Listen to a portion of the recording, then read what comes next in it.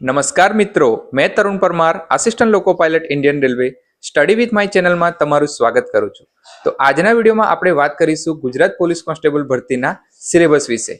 તો ફોર્મ ભરવાના ચાલુ થઈ ગયા છે 3 તારીખથી અને 23/12 આની લાસ્ટ ડેટ છે. તો જલ્દીથી તમે ફોર્મ ભરી દેજો. પરીક્ષાનું માળખું કેવું છે, પરીક્ષાનો સમય કેટલો હશે, પરીક્ષામાં કયા કયા ટોપિક હશે, કેટલા ભાગમાં પરીક્ષા હશે, શું હશે, બધી માહિતી મેં તમને આ વિડીયોમાં આપીશ. તો ચાલો આજનો વિડીયો આપણે સ્ટાર્ટ કરીએ. એની પહેલા જો તમે સ્ટડી વિથ માય ચેનલને સબસ્ક્રાઇબ ના કરી હોય તો ચેનલને સબસ્ક્રાઇબ કરી દેજો, જેથી મેં નવા વિડીયો અપલોડ કરું તો એની નોટિફિકેશન તમને તમારા મોબાઈલના યુટ્યુબના ઇનબોક્સમાં મળતી રહે. તો ચાલો આજનો વિડીયો આપણે સ્ટાર્ટ કરીએ. તો પહેલા ગ્રાઉન્ડ થશે કે પહેલા પરીક્ષા થશે, તો એનો જવાબ તમને અહીંયા સ્ક્રીન પર દેખાય જ છે કે સૌથી પહેલા તમારું અહીંયા ફિઝિકલ ટેસ્ટ થશે, જેમાં તમારી દોડ છે, હાઇટ છે, જે બી પેરામીટર છે એ તમને અહીંયા કરવામાં આવશે. અને ફિઝિકલ ટેસ્ટની માહિતી પણ મેં તમને આગળના વિડીયોમાં આપી દઈશ. તો અહીંયા સેકન્ડ સ્ટેજ જે છે એ તમારો ઓબ્જેક્ટિવ MCQ ટેસ્ટ થશે. તો પહેલાં ગ્રાઉન્ડ છે અને પછી શું છે, પછી પરીક્ષા છે.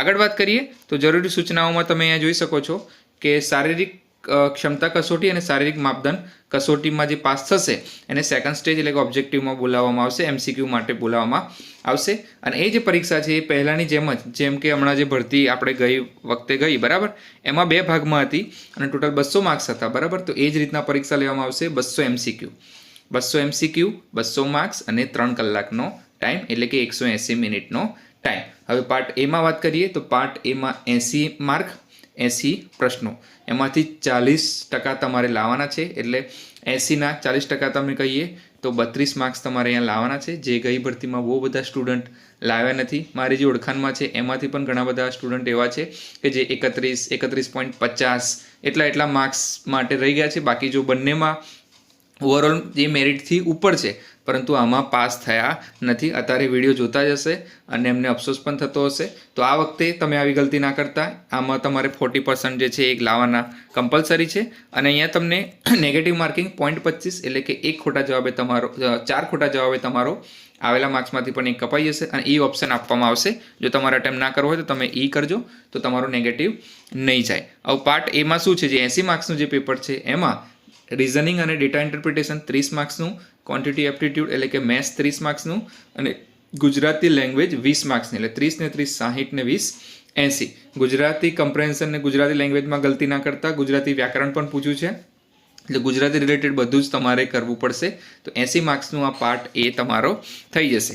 હવે પાર્ટ બીની વાત કરીએ તો પાર્ટ બી જે છે એમાં 120 રહેશે, એમાં પણ 40%, તો એના તમારે લાવવા પડશે 48 માર્ક્સ મિનિમમ તમારે આમાં લાવવા પડશે. આમાં પણ બહુ બધા સ્ટુડન્ટ ગઈ વખતે રહી ગયા છે. તો 12 ચોક 48 થયો, 48 માર્ક્સ તમારે અહીંયા લાવવા પડશે. અને આમાં પણ 0.25 નેગેટિવ અને એ ઓપ્શન રાખવામાં આવેલું છે. હવે આમાં વાત કરીએ તો બંધારણ એકલું જ તમારું અહીંયા 30 માર્ક્સનું છે.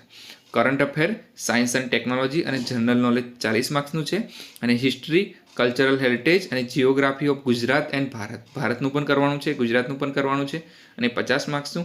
એમ કરીને 120 આ જે સિલેબસ છે એ જે બધી નોર્મલી આપણી જે GPSCની પરીક્ષાઓ અથવા તો બિન સચિવાલય તલાટીની પરીક્ષાઓ એના માટે જે કોમન હોય એ પ્રકારનો સિલેબસ છે.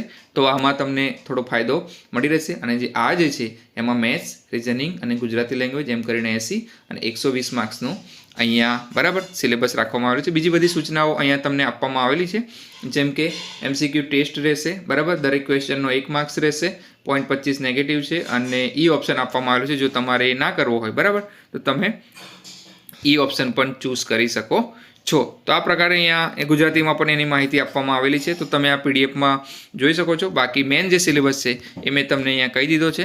તમે આનો સ્ક્રીનશોટ પણ લઈ શકો છો અને ઓફિશિયલ જે વેબસાઇટ છે એના પર જઈને પણ તમે આ બરાબર જોઈ શકો છો કે 80 માર્ક્સનું મેથ્સ, રિઝનિંગ અને ગુજરાતી અને 120 માર્ક્સનું, તો બંનેમાં પાસ થવાનું છે અને બંનેના ટોટલ જે છે એનું મેરિટ બનાવવામાં આવશે. તો કંઈ ક્વેરી હોય તો કોમેન્ટ બોક્સમાં પૂછી લેજો. બાકી આ સિલેબસ પ્રમાણે તૈયારી સ્ટાર્ટ કરી દેજો. મળીએ નવા વિડીયો સાથે. ત્યાં સુધી જય હિન્દ, જય ભારત.